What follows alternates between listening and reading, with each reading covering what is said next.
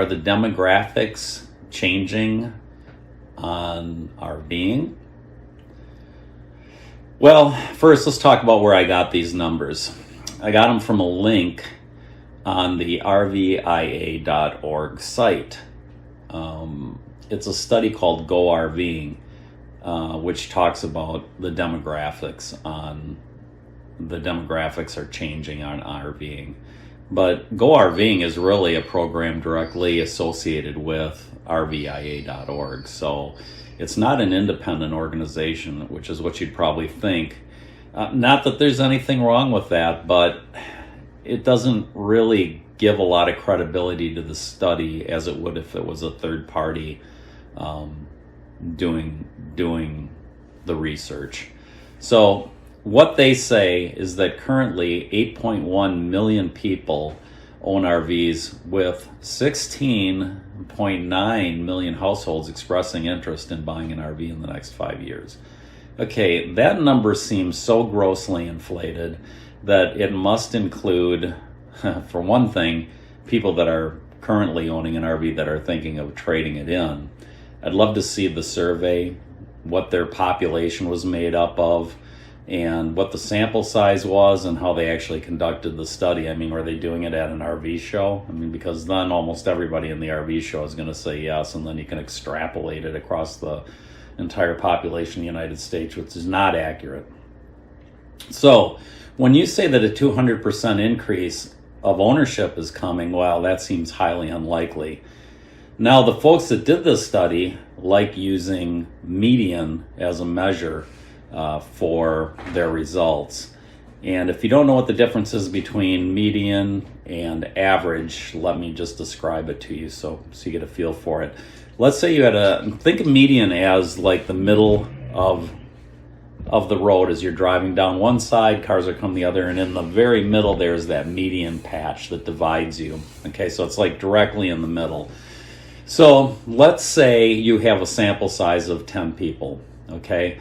And the first 5 are 40 years old, okay? And then the next 5 are age 60, 62, 70, 72, and 73 years old. Well, the median is right in the middle, so it takes, counting up, number 5, 40 years old, okay? So they use that then as their, what they refer to as their average, which it isn't, because they do actually call out that they're using a median age. So if you were to use that median, then you say, oh, the average age is 40 years old. Whereas if you average those numbers together, it would be 53.7 years of age, which is absolutely more accurate than using the median. Anyway, the RVIA uses median and reports that the average age of the RV owners has now declined from 53 years old in 2021 to 49 in 2025. 46% of the owners now fall into the 35 to 54 age range. And new first-time owners make up 36% of owners. So, not exactly sure how they calculate new owners or how long a person is considered a new owner. If you bought an RV back in 2020 and it's still the only RV you have, is that a new owner? Is that a first-time owner? I'm not sure. There's just not a lot of details on their study. Okay, they also say that the number of days an RV is used has gone up by about 10 days to 30 days per year, as opposed to 20 days per year back in 2021.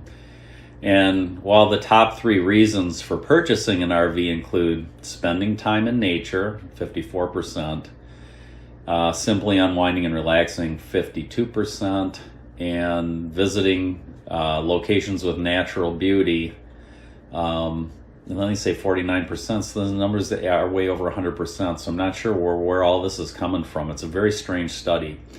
The thing that seemed to have the biggest impact was the ability to travel with pets when they asked folks why they liked RV. And secondly, that there's still a lot of remote working going on, which was a hangover from COVID times, which, I can totally understand that. And actually, this last point about traveling with pets or being able to work remotely is probably the only part in the study that I actually lend some credence to. I think it's probably accurate. All in all, though, what can we make of this Go RVing study? Not much, because it's not an independent study. It's sponsored by the RV industry. It's like having McDonald's ask customers when they come up to order if they plan on buying another hamburger anytime soon. You know what the results of that are going to be. It's going to be yes, probably 100% yes. A realistic study would have been to take a cross section of the population, regardless of fast food eating preferences, and ask, will you be buying a McDonald's hamburger? You get a much more accurate result that way. But beyond that, the numbers just don't make any sense. Lastly, who really cares? I don't base my purchases on demographic data. Look, honey, 16.9 million people are going to buy an RV pretty soon. We better get out there and grab one before they're all gone. Nah, that's not going to happen. And I can think of at least 10 things that the RVIA could do to actually encourage folks to take up travel trailer life.